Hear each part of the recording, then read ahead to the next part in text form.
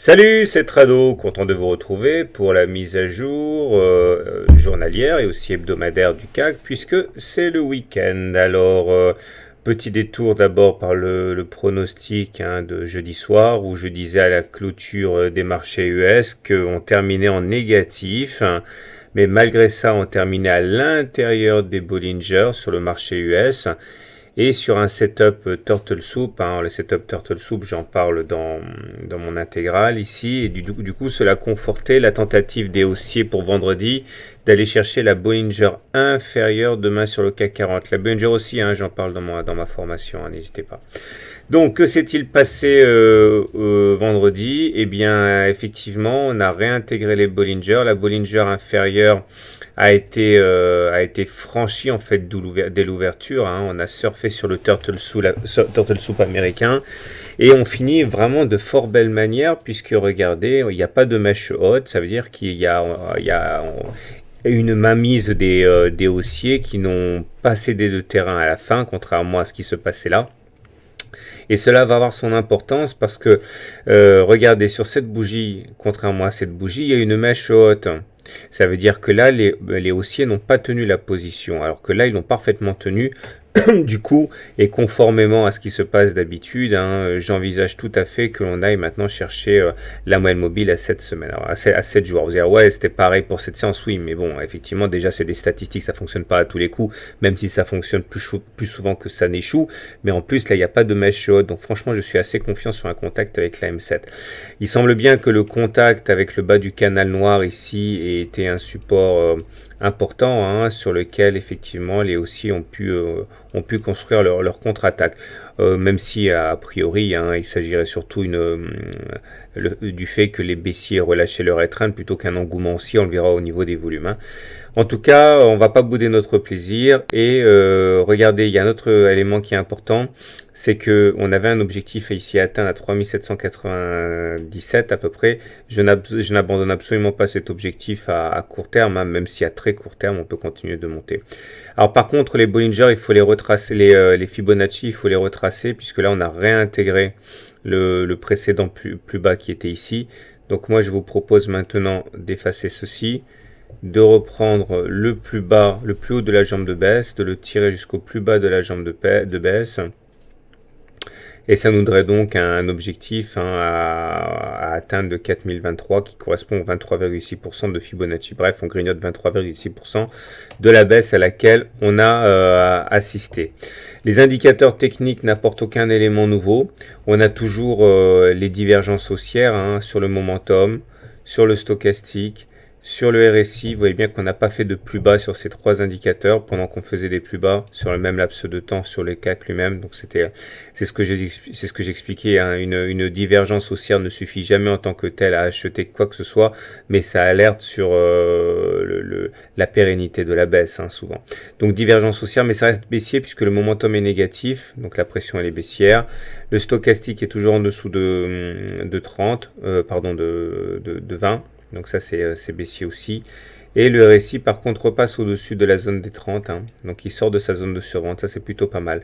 Mais encore une fois, c'est pas parce que j'envisage personnellement que l'on aille chercher la M7 et les 23,6% de Fibonacci que j'envisage que la baisse soit terminée. On verra ça le cas échéant.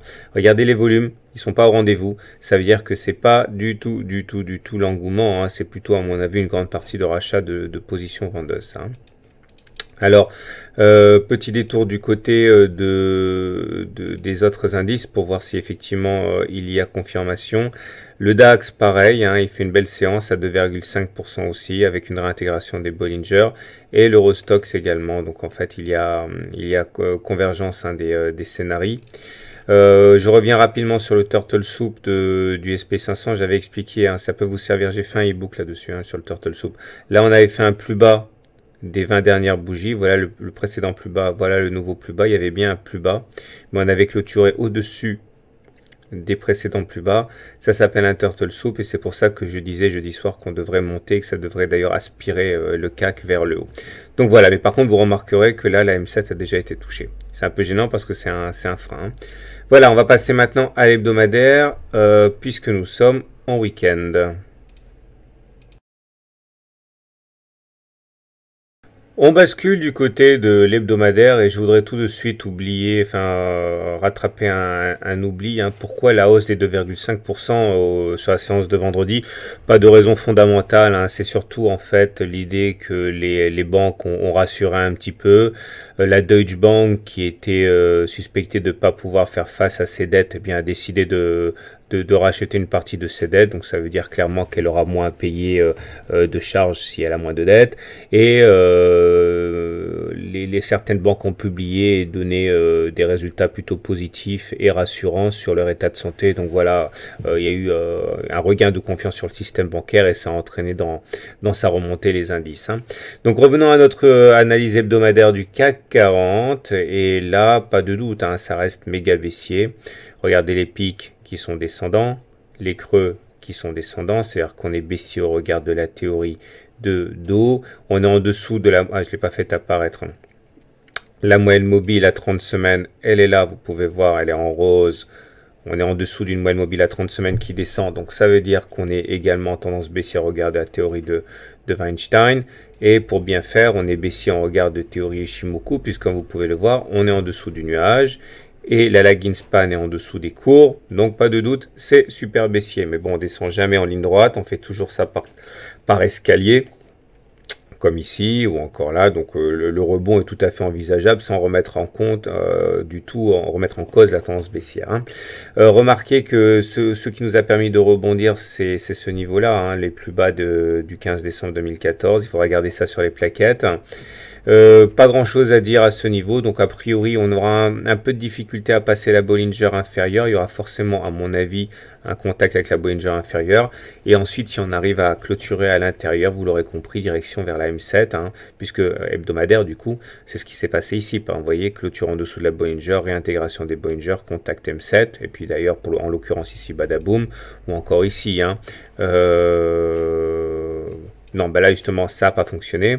Sortie des Bollinger, remontée, mais si on a touché la M7, mais très tardivement. Ou encore ici, sortie des Bollinger, réintégration des Bollinger, contact M7.